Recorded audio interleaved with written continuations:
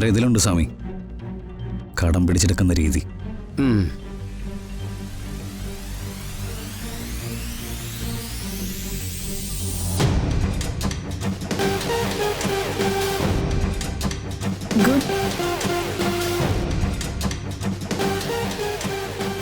ജെആറിന്റെ പരിഹാരം പുതിയൊരു കെണിയാണല്ലോ.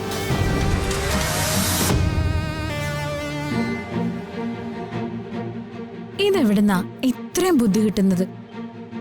അന്തരീക്ഷത്തിലുണ്ട് ഉത്തര. നമുക്കെല്ലാവർക്കും അവരവരുടെ ആവശ്യത്തിനനുസരിച്ച് സ്വീകരിക്കാം. സ്വാമി, അതിനുള്ള മാർഗങ്ങൾ എന്താന്ന് വെച്ചാ അത് നോക്കിക്കോ. ഓ ശരി സാർ.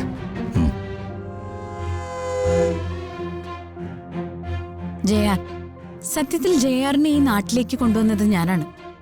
അതിന്റെ പേരിൽ ഞാൻ ഒരുപാട് വിമർശനങ്ങൾ കേൾക്കുന്നുണ്ട്. ജെആറിന് വേണ്ടി ചിലതൊക്കെ സഹിക്കാൻ ഉത്തര തയ്യാറല്ലേ? ചോദിക്കാനുണ്ടോ? എന്റെ ജീവിതം ഞാൻ ജെആറിന് വേണ്ടി മാറ്റിവെച്ചിരിക്കുകയല്ലേ. പിന്നെ വേറൊരു കാര്യമുണ്ട് ജെആർ, അത് മനുവിനെ കുറിച്ചാണ്. എന്താ? മനു ഇപ്പോഴൊരു പുനരധിവാസ പരിപാടിയുടെ ലീഡർഷിപ്പിലാണ്.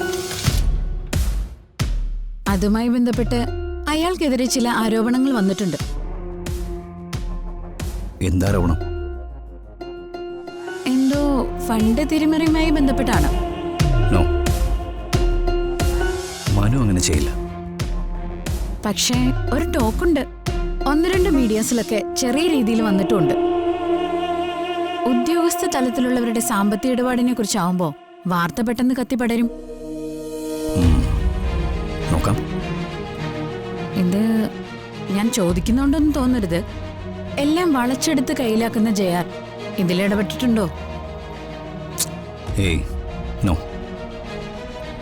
സാഹചര്യങ്ങൾ ക്രിയേറ്റ് ചെയ്യാൻ എനിക്ക് ആഗ്രഹമില്ല. ക്രിയേറ്റ് ചെയ്യപ്പെട്ട സാഹചര്യങ്ങൾ നമ്മുടെ ആവശ്യങ്ങൾക്ക് ഉപയോഗിക്കണം. അപ്പോ മനുവിന്റെ ഇഷ്യൂ ഉപയോഗിക്കാം. ഉത്തര, തൽക്കാലം ഞാനതിന് ഇമ്പോർട്ടൻസ് കൊടുക്കുന്നില്ല. വരട്ടെ, നമുക്ക് നോക്കാം. എന്തുകൊണ്ടും ജെആറിന്റെ സമയം കൊള്ളാമെന്ന് തോന്നുന്നു, അല്ലേ ഉത്തര? എനിക്ക് സംശയമൊന്നുമില്ല. ഇത്രയും കണ്ണിങ് ആയ ഒരാളെ ഞാൻ എന്റെ ജീവിതത്തിൽ പരിചയപ്പെട്ടിട്ടില്ല. Thank you.